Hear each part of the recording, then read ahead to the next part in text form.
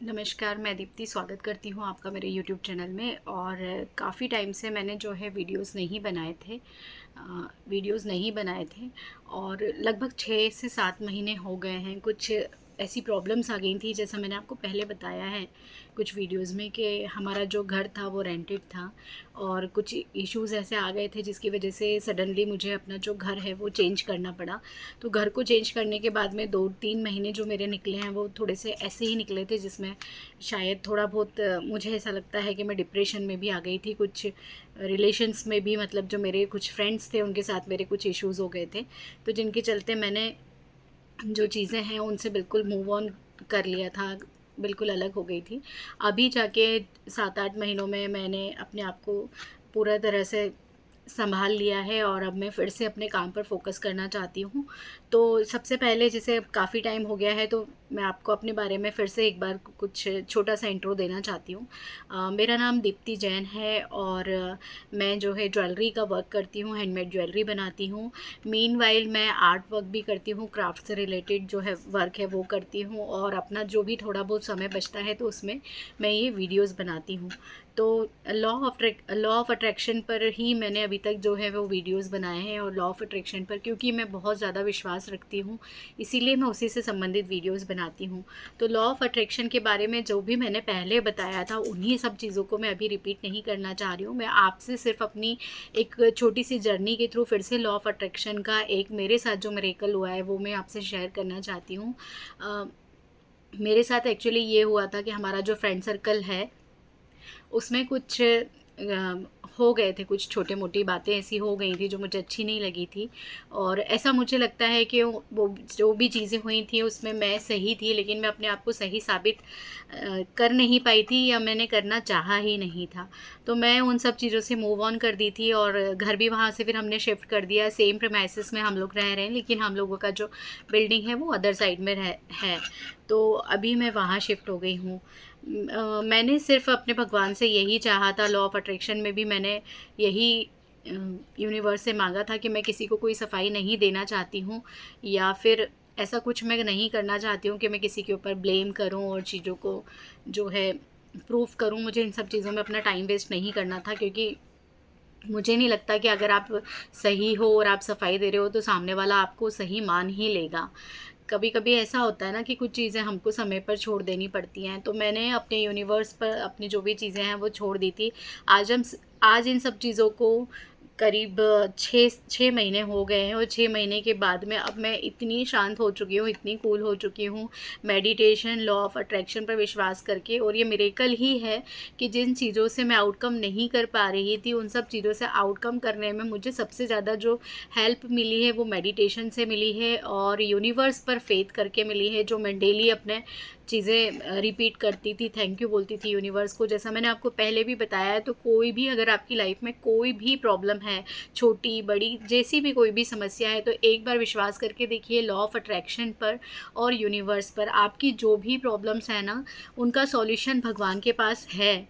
और हर चीज़ का समय होता है, मतलब हम सही हैं या हम गलत हैं, जो भी है इसका जवाब वक्त ज़रूर देता है। ज़रूरी नहीं है हम बहस करने में अपना टाइम वेस्ट करें। ये मैंने अपनी लाइफ से सीखा है, और ये कुछ 2024 ने मुझे ये चीज़ें सिखाई हैं।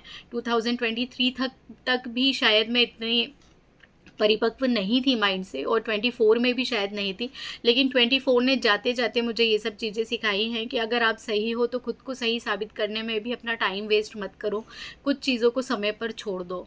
तो मैं भी समय पर छोड़ के आगे बढ़ गई थी, और आज कौन मुझे सही समझता है, कौन मुझे गलत समझता है, इन सब चीज़ों से अब मुझे कोई फ़र्क नहीं पड़ता। मैं अपनी लाइफ में इतनी आगे जा चुकी हूँ, और इतना मुझ में अब समझ आ गई है कि मेरे बारे में कौन क्या बोल रहा है, कौन मेरे बारे में क्या सोच रहा है, मुझे कोई फ़र्क नहीं पड़ता।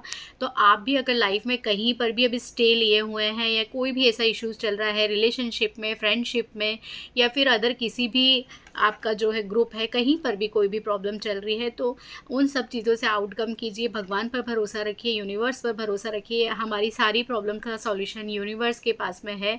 हम जैसा सोचेंगे हम वैसे ही बनेंगे, ये हकीकत है।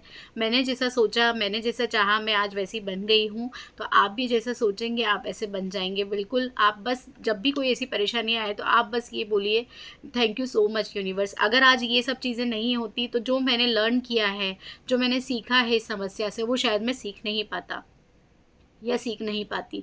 तो मेरे साथ जो भी प्रॉब्लम्स हुई थी उनसे मैंने यही सीखा कि फ्रेंडशिप वगैरह सब कुछ हमारी लाइफ में बहुत ज़रूरी होती है, लेकिन हर चीज़ को हमें एक लिमिट तक ही रखना चाहिए। अगर हम अपनी किसी भी फ्रेंड को बहुत ज़्यादा तवज्जो दे देते हैं, अपनी फैमिली से बढ़कर या अपने भाई, अपनी सिस्टर से बढ़कर, भाई से बढ़कर, ऐसा कुछ नहीं होता है। हर रिश्ते की एक अपनी वैल्यू होती है, ये मैंने सीखा है। और ज़रूरत से ज़्यादा किसी पर ट्रस्ट करना या फिर ज़रूरत से ज़्यादा किसी के लिए करना, ये मैं समझती हूँ आज की डेट में ये गलत है। जो जितना डिज़र्व करता है उसके लिए उतना कीजिए, किसी के लिए भी ज़रूरत से ज़्यादा अवेलेबल भी मत रहिए।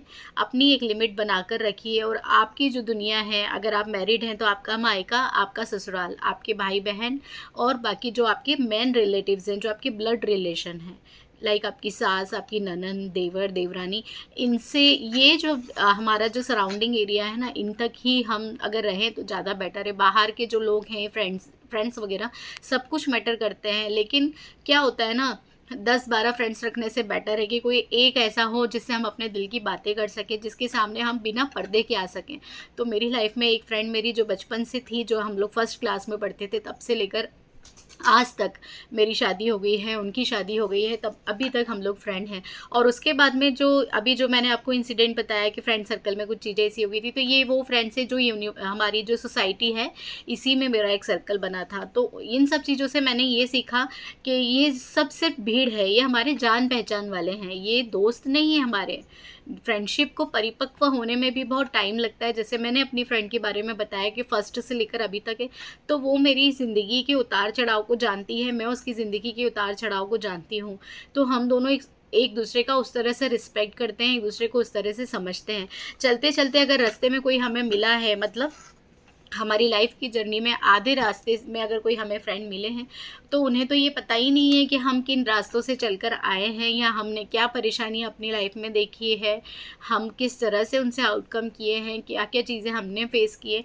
हो सकता है हम भी सामने वाले को उस तरह से ना समझ पाए। तो मेरा ऐसा मानना है कि जो लोग हमें इस तरह से नहीं जानते हैं, उनसे ज़रूरत से ज़्यादा उम्मीद लगाना भी कोई सही बात नहीं है। और बस मैं अपना जो मेरी जर्नी थी, अभी जो 5-6 महीनों में हुआ, एक छोटे से संक्षेप में मैंने आपको बताया है। अभी मैं उन सब चीज़ों से बाहर आ गई हूँ। कोशिश करूँगी कि मैं कुछ वीडियोस भी अब यूट्यूब पर डालती रहूँ, क्योंकि मैं सच बताऊँ, मैं यूट्यूब पर वीडियोस जो बना रही हूँ वो इसलिए बना रही हूँ कि हर कोई आजकल यूट्यूब से कमा रहा है, तो मैं चाहती हूँ कि थोड़ा बहुत शायद कुछ मैं भी मुझे भी मिल जाए।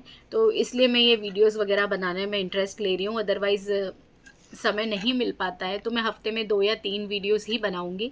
लेकिन बाकी यूनिवर्स पर डिपेंड करता है मुझे सक्सेस देना या ना देना। और हो सकता है मेरे वीडियोस किसी को पसंद आए भी, किसी को ना भी आए, लेकिन मैं अपनी तरफ से कोशिश पूरी करती रहूँगी। तो अगर आपको मेरा वीडियो पसंद आता है तो प्लीज़ आप मुझे सब्सक्राइब कीजिएगा। Thank you so much.